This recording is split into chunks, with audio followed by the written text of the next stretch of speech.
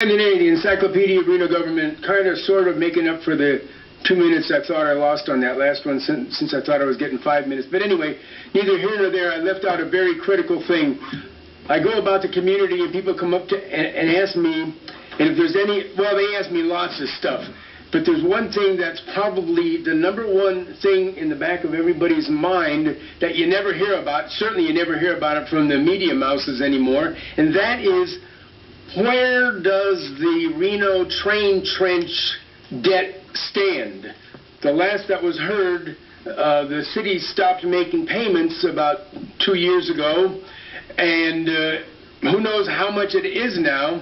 I noticed that your well-written document, which is nice and concise, says that the Reno's total debt is now $518 million, which is down from over $600 million last go-around. So the citizens would like to know. You just spent 30 minutes talking about, I don't even know what you were talking about, to tell you the truth. It was like a $50,000 item. Here's a multi-million-dollar item, the Reno Railroad trench, and everything's looking so good, and yet nobody has come forward and said, hey, they came up with the, I don't know, 50, 80, $100 million and brought the train trench debt up to date, or they worked out a new agreement with the lenders and the banks, or what? So that's what people really want to know, among other things. And the other thing is this lavish building, has it ever totally been paid off? Now, it shouldn't have been bought in the first place. I don't know, $50 million into it, counting repairs. And I'm not trying to be a curmudgeon, but is it finally totally paid off, or do you still owe money on this building that you moved into when you moved out of a perfectly good other city hall building? That's the other question.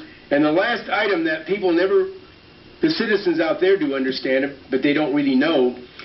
The citizens out there, they think that if you went on a job search to find, if you could even find such a brilliant person, if you went on a job search out there to find a man who would come, or woman, who would come forward month after month, year after year, decade after decade, and try to and do the most to save the city of anybody else, how much would you pay that man? People do not realize that Sam DEHNE does everything philanthropically, from his heart, for free.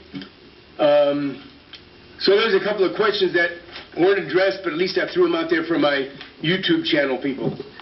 Thank you for those comments, man.